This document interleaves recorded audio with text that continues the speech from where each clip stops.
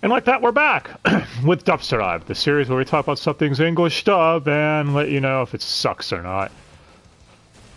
What are we doing this time? Goku, you're here. What are we doing? Gungrave, the anime. Yay! This was your pick, wasn't it? Yes. So how'd you get into Gungrave, Goku? Enlighten us before we get into what this series is. Well, basically it was on G4 TV a long time ago on Anime Unleashed on G4, if anybody would remember that back in the day.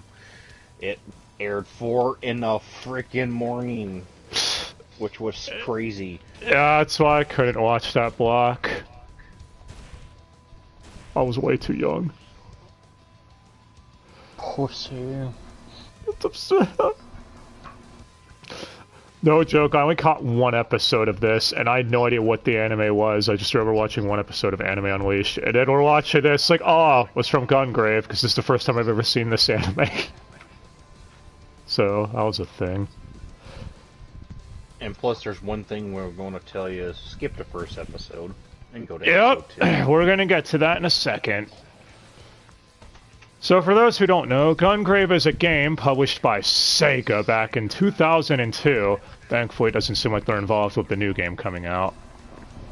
And yeah, it's one of those where the anime that was made to help cross-promote the games kind of ended up becoming more popular than the games if you look it up. I don't think I've ever seen that happen before or since. Maybe the closest one die, maybe Steins Gate. But even then, people still love the VN. Or so they claim. I don't know. Heard the games are fun. We'll have to get to those at some point. I want to see those. But yeah, so the anime was made in 2003 by Studio Madhouse. You know, guys behind Black Lagoon, Death Note, and yeah, this is another one of those that's a hit of theirs. In short, if you haven't seen Gungrave, go watch it. Just start from episode 2. Episode 1 is literally pointless. And we mean that too. It's literally a pointless episode. It starts... They air it again on episode 17. The same episode is there twice. We're not joking. But yeah, go watch it. We don't even need to go in. Just go watch the anime. It's literally Berserk meets The Godfather with a tiny bit of Hellsing Ultimate in there, too. What more could you want? But if you... skip episode 1. Yeah. But if you want the long version, we'll get into that. So the anime was directed by, oh Jesus, Toshiyuki Suru, who worked on Bebop and Kaiji, which I heard that anime is finally getting a dub, and I know a lot of people like that show. With character designs by Yasuhiro Naito. I don't know how to pronounce that. The mangaka of Trigun. Apparently he did all the character designs for the games and the anime. Could you guys actually tell? That explains why half the time he's wearing a fucking trench coat. Oh, you mean Grave? Yeah. Grave indeed. Yeah. As far as the composer, they got Sunio Imahara, Jesus, his name, Imahori? Point is, same dude that did the games. So they got that right. So yeah, we got a decent staff here and it works. But Unlike Bubble. well, that's because Bubble was constrained by movie time length. This actually got the full episode treatment. Which, yes, 26 apps definitely needed. Could cut it down to 25, but overall, I could not imagine this working in 12 episodes. It would have been a mess, or a movie. I mean, it only is 25. What are you talking about? Yeah, because episode 1 is the same thing. 17. But yeah, so... As far as the dub goes, when it was localized over here, as Goku said, it aired on Anime Unleashed. Can't believe I missed that block, man. Well, the dub was produced by fucking Genion, son of a bitch. And they got a lot of good shows, and the problem is a lot of them are still dead to this day because the company went tits up. But it's okay. Genion would die, and Funimation would get the rights to Gungrave in 2011. They even aired it on their Funimation channel. Did anyone ever have that? I never had that cable channel. I don't even know if it was any good. Well, that's who put out the Blu-rays for it. And then Funimation died this year, so I have no idea what the hell's going on with Gungrave. I don't even think it's on Crunchyroll at this moment. It's not. Yeah, No. so... It's supposedly supposed to be on High Dive September You mean Hulu? 1st? Yeah, Hulu. It's supposed to be on Hulu this week at the time of this recording. Oh, who the hell knows? But yeah. I guess it's time to get into the plots. It's the history lessons out of the way. Well, we follow a bunch of young delinquents before all of them but 2 get killed because they're caught up in gang activity. The 2 being Brandon Heat. Yes, insert your memes here. I know. Alright, now that you're done with that. Brandon Heat, who's quiet, reserved big dude, and his best friend Harry Mcdowell, who I kept thinking McDougal because of Outlaw Star this whole show. What, am I the only one? But yeah. Yes. Well, anyways, they join a family. The organization. Look, the family, son. Because Harry McDowell wants to climb the ladder because he wants to be free. Because he believes if he gets to the top, then he'll have true freedom, and he'll do anything to get up there, including employing heel tactics, as it were. Brandon goes with him because, one, that's his best friend, and also he finds out that the love of his life ever since he was younger, Maria, got roped into being related to one of these gang members. Or mafioso head honchos. And, I mean, it's a mafioso story. You all know what to expect. Lots of betrayal, double-crossing, manipulation, gang wars, awesome action set pieces. The gang's getting involved in demon zombie resurrection technology. That wasn't in The Godfather, I don't think. Well, you never watched part 2 or 3, so you never know. I need to. I really fucking do. Guys, I always have this problem. It's like Gungrave. Why do you think it took me so long to get around to it? Glad I did, though. But yeah, so if anyone's going to say spoilers, this episode 1, which is what the show starts with, so we're going on that assumption, more or less tells you, yeah, because episode 1 starts off really deep into the series before going back. It tries pulling that from Berserk. I don't think it does it as well. It's honestly the only major criticism I have towards the show. But yeah, so they get into necrolization is what they call it. And you find out Grave in the first episode, or Brandon, was killed by them at some point. So he gets resurrected as Beyond the Grave, but they just call him Grave for short. And now he wants revenge on the gang that betrayed him. And because Maria also got killed during the whole gang thing. Yeah, we're gonna get to his voice actor in a bit and why you kept memeing it the whole time. Because it was dumb. I couldn't unthink it either. Then episode 2 happens, where we flash back to when Brandon and Harry Mcdowell are teenagers, and that's when we got the whole thing of them getting roped up into this shit. Basically, this show's equivalent to the Golden Age arc. And we're basically there for like the next 10 episodes.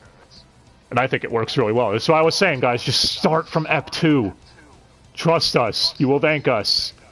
Because then episode 1, which opens with Brandon's resurrection, you get to see again anyways, like 15 episodes later, making it pointless. But yeah. I guess we'll move on from that. We'll get to each character as we get to them in the dub thing and tell you their whole thing. Animation! Dai Goku, how was it? It had animation, exactly. What do you think, this is demon? That's gonna be the running joke with you forever, isn't it? What, would you think this was Dean Sans? Is that better? What'd you think of it, Goku? I think you did have an issue with the animation, like during the gunfight scenes. Not really. I mean, this anime has that whole gun fu at moments, doesn't it, too? Trying to be over stylish, like Hellsing Ultimate. Again, just Madhouse also did that, so it makes sense. They were the kings of that shit in the Sadly, better mid-2000s. than a lot of other animes today. Yeah. Well, as far as the soundtrack goes, I mean, I really like it. It does go for that jazzy feel and knows when to set the mood and everything. Again, a lot of the music also sounds something straight out of The Godfather. They knew what they were doing. Not no, this is not copyrighted version of the theme. Exactly. Yeah, that's basically it. It's like, just, if it were any closer, there could have potentially been a legal issue. It was really close. You know, we're not saying that's a bad thing. It actually works. There's a reason people, or they copied it. Makes sense.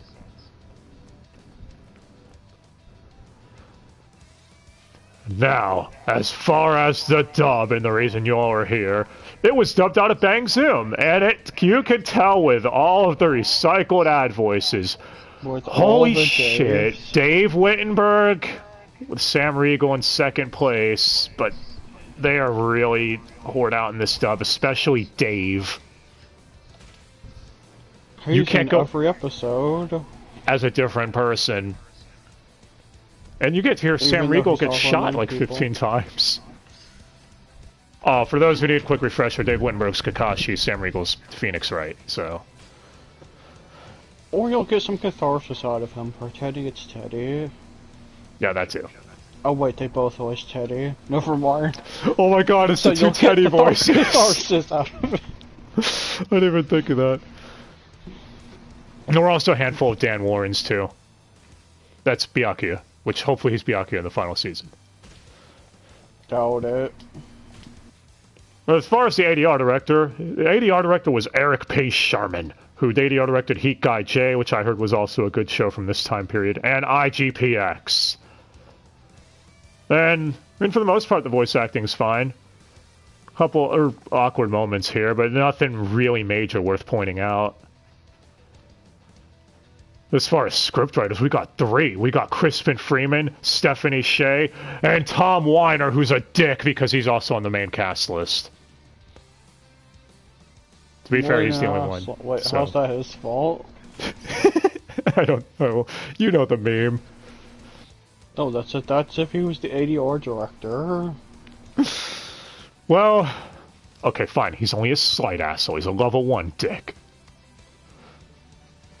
Now we've reached our main cast list. So first we have Brandon Heat / Beyond the Grave, voiced by Kirk Thornton.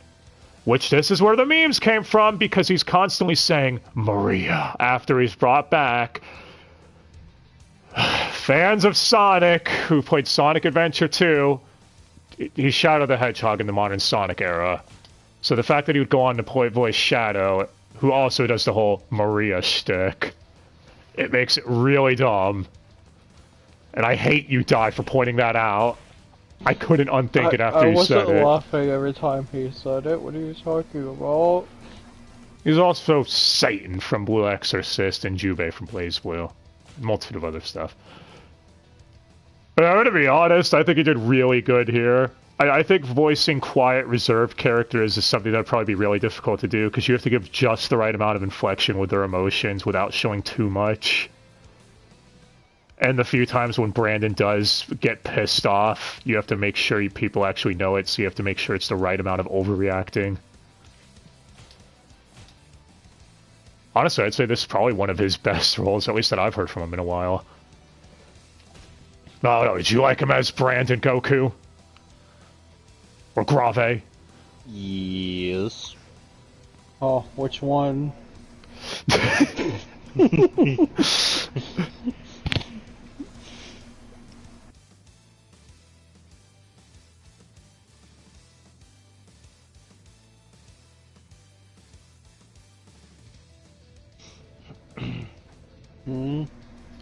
Sorry about that, my headset was acting up. Okay. After him, we have Harry Mcdowell. We have 2 Harry McDowells, actually. First, we have the teenage one that's there for the first half of the series, so young, voiced by Tony Oliver, who you don't know as Lupin the Third. Or Okiura from Bleach. Or Minato from Naruto. And Harry Mcdowell. Does anyone do the Harry Mcdowell did nothing wrong thing? Well, if they did it for Griffith, they do it for him. Yeah, so... I think Tony did an awesome job here. He's another MVP of the dub. Because Harry's trying to do the whole ladies' man persona and be very charismatic, and it works. So, if you want to see Griffith in a mafioso-like setting, this is the closest you're gonna get. Especially with how much of a dick he is. He's a really nice guy. Yeah. He actually has one of the best scenes, too. When, guess small spoilers if you skip F1, but, yeah, it's after he betrays Brandon, which you know is coming. Come on, guys. Episode 1 spoils that. He has a nervous breakdown partway in. Like, he's the one who betrayed me! I can't do the scene justice, obviously. But yeah. It's almost like he's a villain with depth or something, you know? And you understand his motivation. What? What happened? Nothing. Oh. I said Griffith did nothing wrong. Shut up. But yeah. Now for the next Harry Old, because, yeah, time skip halfway through the show where he's like in his 40s. He's voiced by Tom Weiner, who's Devimon from Digimon Adventure, narrator from Fists of the North Star. Why haven't they gone back and finished dubbing that already? But I think I found his most known role. That game? Well, I think I know. I found his most known role, though. Oh, He is Grocer from episode 20 of Hello Kitty's Paradise. Oh. That all? I think he does a good job too as old Harry, where he's trying to come across as intimidating and all that because he's mob boss at this point. And you could tell Harry's losing his mind by now, where like everything is getting to him. He's like, no, I don't care. I need freedom. I'm still not at freedom yet. Nope. Freedom! Oh, yeah. He does really good, too. Now we've got some of the gang members. First, we have Maria, who's adopted into the family by the gang's leader. The mafia's leader, whatever. Maria's voiced by Michelle Ruff. Rukia from Bleach. And Yukari from Persona 3. As well as a billion other things. And... yeah, to be honest, she doesn't really get much till, I guess, over a third of the way into the series, and she's barely there. She's mainly used as Brandon's motivation. She's an orbiting character. Well, she's fine for what she is, I guess. Unless, you have a complaint! Yes. Oh, your hair. It's gone too far. It's alright, because next is the most meme-worthy name here besides Brandon. So, when you think Godfather, and you need a synonym for that without copying calling him the Godfather, what do you use? That's right, Big Daddy. No, that's literally what they call the character. Yes. Go on, Goku. You know you were laughing every time they said Big Daddy, too, right? Yeah, that's the thing every time. Because he's the head of the Mafia, if anyone could have guessed. The head of their Mafia. Oh. Millennium, that's what they call it, but we're just going to call it the Mafia for simplicity's sake. Every time they said Millennium, I kept thinking Millennium. Yeah, that's the only thing is that it's like one letter off. Every episode, they practically said the name of the organization every damn time. For Millennium. But yeah, so you get it. Big, it's, you know, God, big man, daddy, instead of father. It's how they came up with that. It's subtle, right? Yeah, it's not subtle as a kick in the nuts. Speaking of which, he even shares a lot of similarities with his whole thing about being, you know, you don't want to control the family with fear. You want to earn or keep harmony by having respect, etc., and loyalty. And he's voiced by Michael McConaughey. No relation to Matthew McConaughey. I always thought that when I was younger. Who's the King of Britannia and Code Geass and Seven Deadly Sins, also Baragon and Bleach. He voices a lot of kings, man. He's also on that screen right now. No, I was lazy and just picked two different people. You didn't pick Seth? I How didn't dare pick you. Seth. I didn't pick How could you not pick the Street Fighter wife? I just went with random. But yeah, so I think he does a great job also. I don't have any complaints with anyone in this dub. I think everyone did really solid with who they were given. And he does a good job coming across like the respected head honcho of this whole gang that's keeping it together. And he becomes a really likable character, which is why it's sad when, you know, told your shock. It's like the Godfather. I think you all could guess what happens to the old Big Daddy character by the end. He comes down with a sudden case of unalive. Yeah, and I really liked him too. I didn't want to see him go. But moving on from him, we have Bear Walkin', who's known as a sweeper. That's basically their equivalent of, hey, this person fucked with our gang, go murk them. And yes, his name really is Bear Walkin'. And he's the no-nonsense, hard-ass, I guess, right-hand man to Big Daddy. He's voiced by Bo Billingsley, who, I don't think anyone knows. You know who that is? That guy. Well, he's Jet Black from Cowboy Bebop, but his most known role, Deerhound from Rave Master. Man, that dub is something, man. Yes. And Bo again does an awesome job. He usually does great in every role he's in, so you don't need to worry about this. Again, he even has a personal squad of his called the Overkills. How could you not think that's amazingly over-the-top silly? Overleader. Exactly. He's also the one who trains. Speaking of people he trains, next we have Bungie, after he's introduced. And I guess his Brandon's pseudo-rival. He loves him. And he's voiced by Lex Lang. Go ahead, Die. Get out of your system. What? Lex Lang. Haunting Ground. My dolly, man. Come on. Relatives? There you go. You should have quoted my dolly. It's also Sinosuke from Rurouni Kenshin. And the main villain of Jujutsu Kaisen Zero. By the way, I was really hoping he... on purpose, because I know it would trigger you. I was really hoping he would have had, as Bungie, say, you're already dead. Yeah. He even gives him a slight accent. Oh yeah, I should mention that. This is one of those shows I feel only works in dub, too, because a lot of characters have the mafioso accents. And I could only imagine in sub this might not work as well. Also, after watching this, I have a... Why does a lot of his characters call people bro? Yeah! I'm gonna bring that up because that's what he calls Brandon. Bro.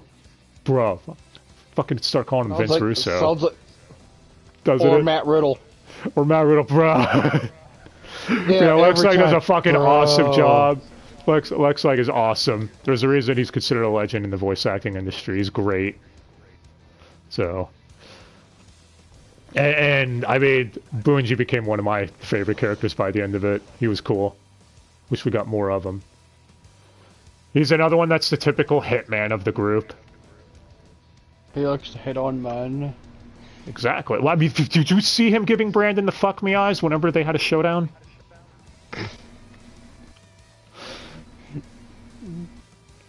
Yeah, speaking of which, we're basically on Harry Mcdowell's personal crew that he sums up, since Bungie also seems to take a liking to him. Next, we have Lee, who's the head of finance, and by finance, I mean he does underhanded shit to get the gang money. He's also kind of insane. He's voiced by Steve Blum. Spike from Bebop, Orochimaru from Naruto, Baraka from MK11, which I kept calling him that because... Yeah, he literally has blades that come out of his arms. No, they come out of his feet. They do? I thought they came out of everything, part of his body. Mostly his feet.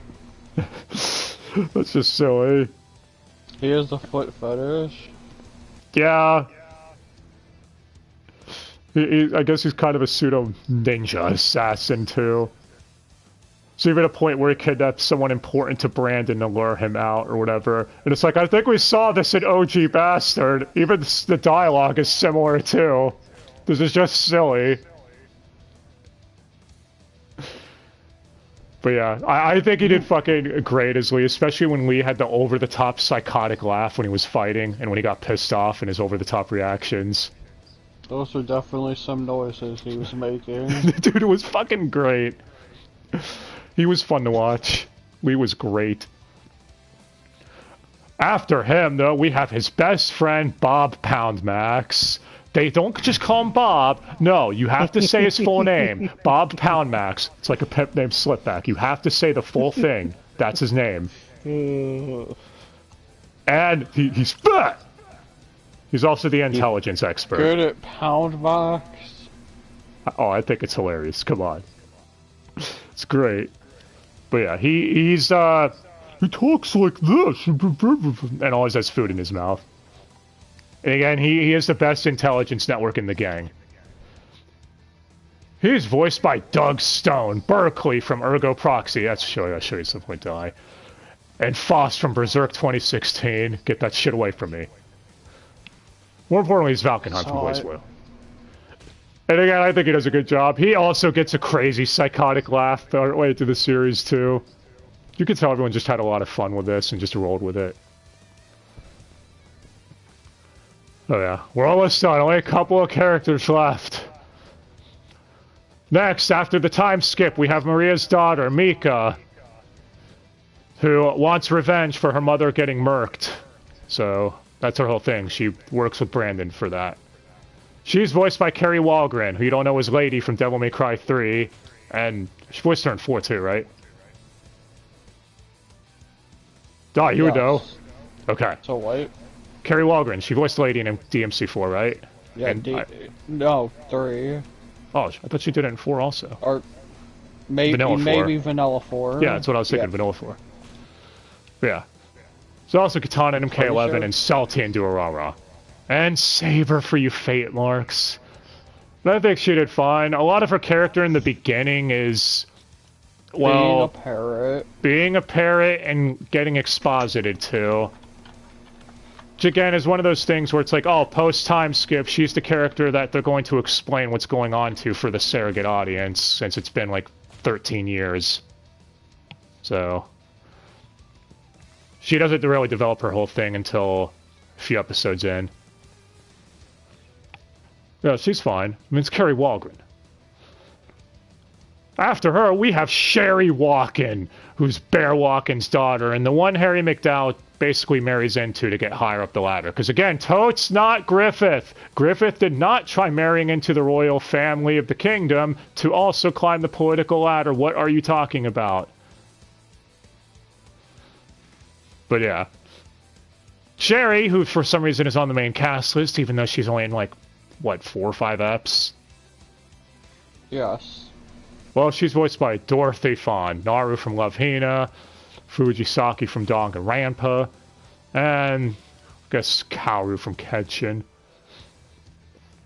And she does fine. The problem is the character's barely here, so you can't really get a feel for her. She just seems to really, really like Harry because he's hot, etc. That's it. She's another orbiting character. And the last one we have is Dr. Tokioka, or Dr. T as he wants to be called in post-time skip. He's the one that came up with the resurrection or necrolization research. Resurrection. And, yeah, he uses it to resurrect Grave to basically correct his wrongs, since the zombie research fell into the wrong hands. Better than Green Lizard. Well, he's voiced by William Frederick Knight, who in Amazing Nurse Nanako voiced Griffith? What the fuck? I'm even more confused now. if I watch this anime and there isn't copious amounts of blood and betrayal and demons, I'm gonna be disappointed. Prepare to be disappointed. He's also Gary and Gadgard. So that anime was alright from what I remember. It's been a long time since I've seen it though. But yeah. And he is fine. Again, he's the really old dude, so you know what to expect. So, yeah. As far as any cleanup on the cast list, we mentioned the ad voice recycling. There was even a few Michael McConaughey's, despite the fact he's Big Daddy, who's the main character. But overall, they did at least keep that to a minimum. I don't think I heard any other Tonys or Kirks that I could think of. A lot bigger than I would have thought. And the last thing I'll mention is the monster filters when they transform after, you know, the time skip. Because hold your shock, the main mafioso members get experimented on to make themselves beyond human. They have filters or whatever. I actually think they sounded decent. Trust me, guys, we've heard shit filters. What do you think, Don? Do you think they sounded shit? Yeah, they totally sounded garbage, like P5. So I'm gonna come back to that. But yeah. Those were fucking terrible, of course it's gonna come back to that. What, we bring this up before, we said it during Bastard, I'm gonna say it here too. Anime from like 20 years ago got the filter shit right, and it's something people are struggling with doing now. Because sometimes they'll make it too strong, or they'll make it too weak of a filter. Just imagine how badly they're gonna fuck up the visored filters in Bleach. I really hope they don't. But yeah, the filters are great. Overall, this dub was really fun, like I said. Outside of a couple of awkward nitpicks you could point out, like, oh, that could have probably been delivered a little better, which it's Jenny on. They were notorious for rushing stuff out at moments. I still think this dub was really solid and better than a lot of shit we get now. Especially since... Like, has to try to do that. Yeah. MVPs are definitely, in my opinion, Kirk Thornton, Tony Oliver, and Michael McConaughey. Those three fucking nailed their roles every time they were on screen, especially Tony as Harry Mcdowell. Like, you wanted to hear him monologue every time he was there. Actually, Kirk monologued a lot too. Like, it was a film noir at the beginning and end of each episode in the beginning. And this not Golden Age arc. And just because there's a time skip doesn't mean you're done with Tony. Oh yeah, because they do the flashback when they were younger too. Yeah. But yeah, if you haven't seen Gungrave, go check it out. The Blu-ray is still in print. I highly recommend picking it up. Hulu says they're adding it on Thursday, but it looks like some of the episodes they're adding, they're going to be missing some. It's really dumb. Oh. But definitely skip episode 1. Yeah, skip Ep 1. You're going to see it again anyways. And no, it's not like, oh, it's the episode so... No, it is literally the same exact episode. There is no difference.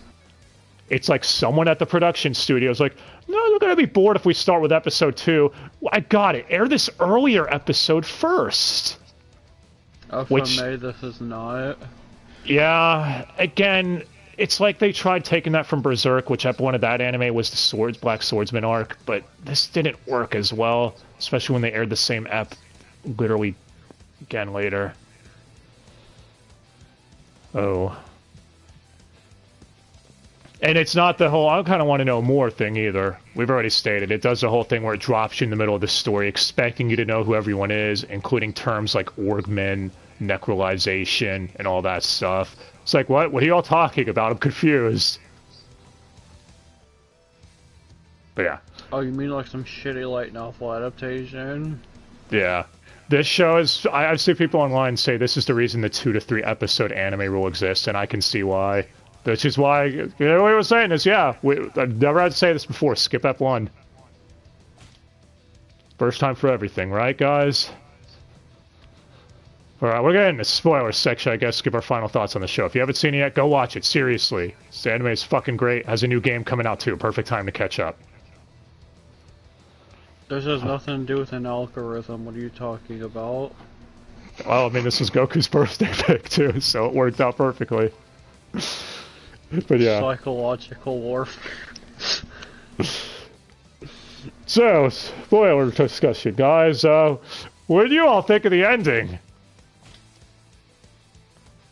Once there was a Harry Mcdowell. He was such a dick. Everyone died. No, that's how most Mafia. I know. I actually died. like the ending.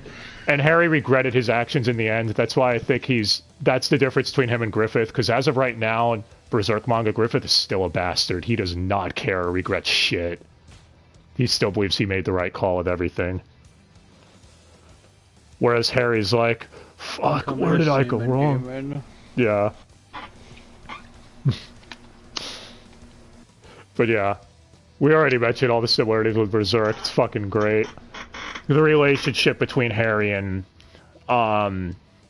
Grave, or Brandon, whatever you want to call him, is literally the exact same as Guts and Griffith. Where Brandon's like, okay, I'll do this for you, man, because, you know, I want to help you climb the ladder. I believe in you. You're my friend. Oh shit, you betrayed me and also killed people who were close to you too, just to climb up the ladder. You're kind of a dick.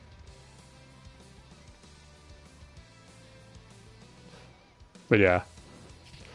You like the ending, Goku? Yeah. Even though everyone's dead. Actually, don't the games have a different continuity than this anime? Yes, the games came first before the anime. Yep. Then after the anime, then the manga. Yeah. I mean, they would kind of have to actually have game. Yeah, the games came that take place post time skip. I do know that. So he's already resurrected. Game. Yeah, that's the one thing I do know is he's already resurrected. Oh, who's that? I mean, you could tell that's what they took from Hellsing, where you have a girl's family who was killed, and her basically resurrecting the family's dark secret, aka Brandon, in this case, as opposed to Alucard, for revenge to protect her, much like in Tegra Hellsing. Oh. I mean, he even has white hair after the time skip. Oh, I know, Alucard has black hair. Never mind. I'm thinking of the wrong Alucard. Not Castlevania die. But yeah. So I was saying, man, fucking Berserk and Hellsing, which two of the greatest action seinen anime of all time, coming together with the Godfather, which is the greatest mafioso, probably piece of media period, all having a threesome, making a baby for this. Fucking great. You would think would be a recipe for disaster. But it works really well, and I think the zombie shit was handled really well too, without it coming across as stupid, because they slowly introduce you to it as it goes on, where you hear like murmurings of it, and you see a guy try resurrecting a dog first. Which, that's the one episode I saw, was when his zombie army got loose and the Millennium had to take them down. So, needless to say, I was confused back then when I saw this when I was like 12 or 13. But I was like, I thought this was fucking awesome, and then I wasn't able to catch any more episodes till now. I didn't even know the name of the damn anime. But yeah. I was a lot older than you at the time. I can't. Yeah, you were. I can't remember how old I was when I saw this. So if you're looking for something similar, which we'll probably bring Goku back for that too, because I'm sure if you like Gungrave, you'll probably like it. That's Mafioso thing, and I'm looking for it. Check out 91 Days. It's another one where the dub is really solid in Mafioso setting.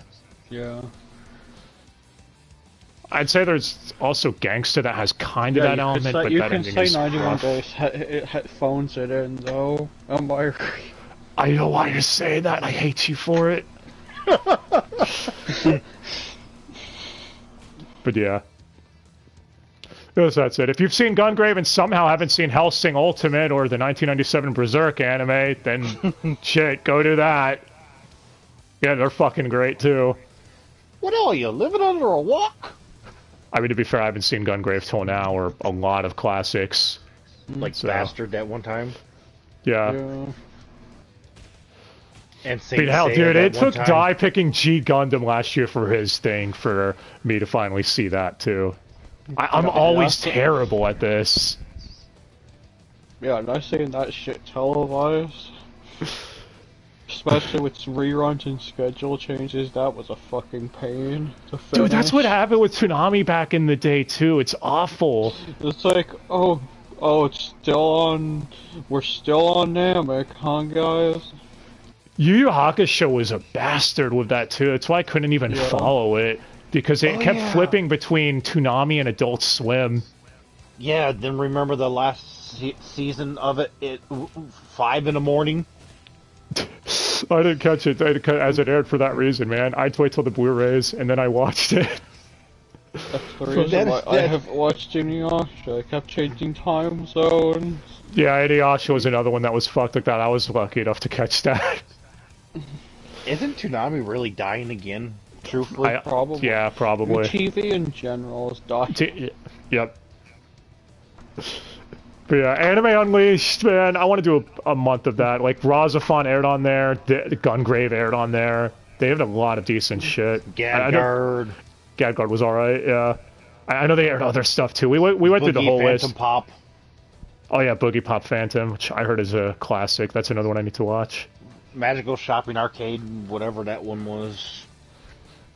Yeah. And a lot of other That's stuff. a block I would have fucking loved. But again, 4 in the fucking morning. Why? Yeah, it spanned 5 seasons before it died.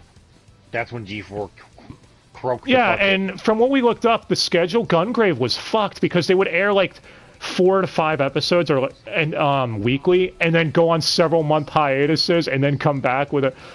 Yeah. Which means they were just airing the Jenny on DVD volumes as they came out. And like Read or Die.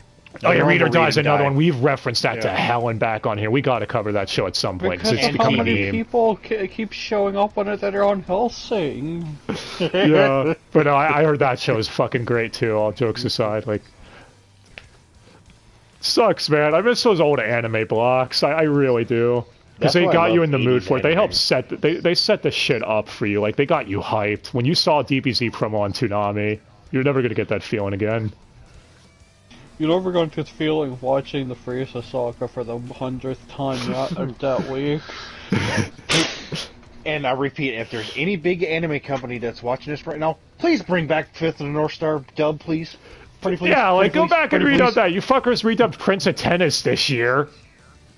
Just make sure you get Lex Lang back in as Kenshiro. That's and look it. I thought Saint Seiya would never get a dub. Oh my god, dude, Saint Seiya's dub is so fucked though, because it's been everywhere. Yes.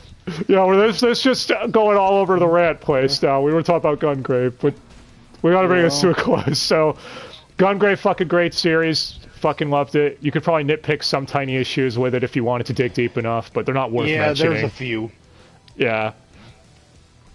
Like, some of the characters you probably could say, again, we already mentioned Maria and Sherry probably could have been treated better as characters, but it was a minor issue. It's nothing that ruins the whole They served anime. their purpose or what it was. Yeah. Still a great fucking anime. I can see why it's considered a What about your classic. favorite character? Gary! Yeah, Gary! Fuck! Gary was someone who was Graves' friend, or Brandon's friend, when he was first starting off in the Millennium Organization. It's like, you brought me a fish? I don't want this stupid food. I want you to bring me a woman. Gary was fucking great, We gotta dude. bring a woman in here to cook this! Dude, he was such a dick, but he was a lovable dick. He was great. He was a nice guy. I hated it when Lee killed him. Like, that's the thing. Like, Lee is such a bastard, but you love to hate him. He's one of those dicks that when he finally gets what's coming to him, it is cathartic.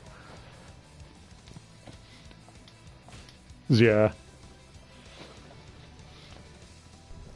Honestly, the one character that was sad to see go was Bear Walking. Bear Walking and Bunji, they were fucking cool. And you could tell Bear's whole thing where he was only staying loyal because of his daughter. That was the only reason he was loyal to Harry. Which was really well done because, you remember the episode where he killed his friend? Because he's like, you betrayed the family for your son, you know, blah, blah, blah.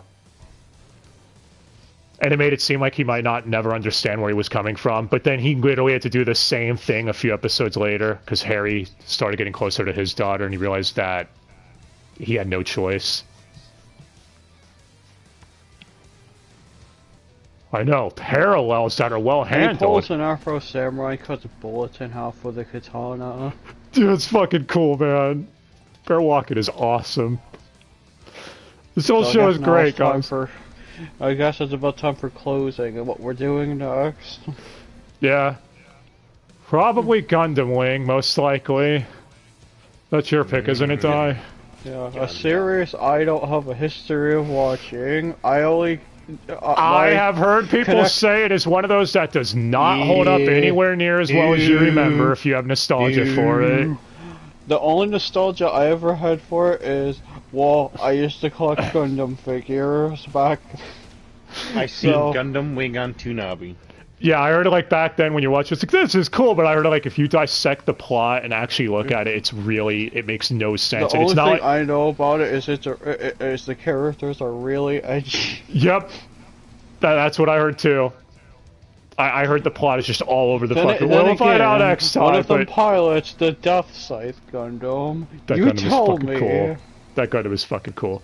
But yeah, so we'll be back with Gundam Wing, which I've never seen, but I have heard that it is not like G Gundam where the plot retardation can be made up for by funsies. So It tries to make up for it with edges. Yeah, so we'll see. Maybe we'll be the odd ones out and think, well, guys, what are you talking about? That was actually really good.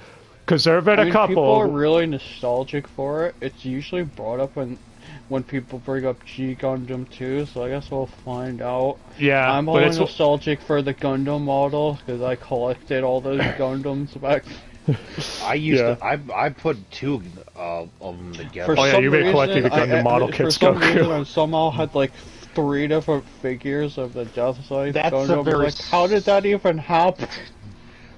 But them Gundam model kits are quite expensive. They run me about $300. I stopped doing that. Fucking insane, man. But yeah, so we'll be back with Gundam Wing. Hopefully you'll join us for that, and go watch Gungrave. Seriously, it's a fucking fantastic anime. Unless you rope him into something else before then. Which that is possible, we'll see. Either way, expect Gundam Wing within the next couple of weeks. So, until next time, guys, hope you have yourselves a great day. Let us know your favorite character was at Gungrave, and if you agree with everything. Or if you hated it, which if you did, why? How could you hate this show? It's just fucking great. But, maybe they're allergic to fun. Until next time, guys, hope you have yourselves a great day, and we'll see you.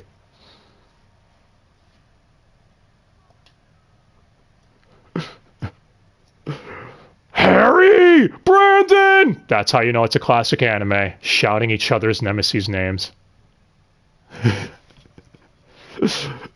Anyways, guys, have a great day.